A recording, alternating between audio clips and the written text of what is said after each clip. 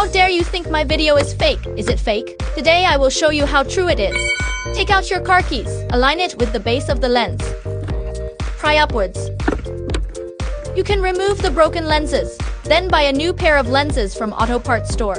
Aim it at the base, then press it hard. When you hear a click sound, the new lens is installed. If the car key is out of power, the door cannot be opened. Find this little hole under the door handle. Eject the mechanical key. Aim it at the small hole.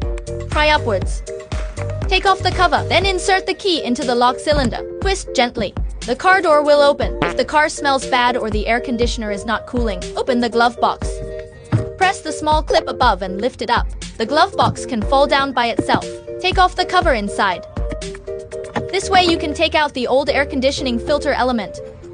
My gosh, it's so dirty. Spend $1 from an auto parts store to buy a new filter element and install it, and the problem will be solved. If the wiper blades cannot clear the glass, press and hold this little black dot, then pull it up. You can remove this old wiper blade. Align the new wiper blade here and press it from top to bottom. The new wiper blade is now installed. It's really simple, right? Follow me to make a friend who knows cars.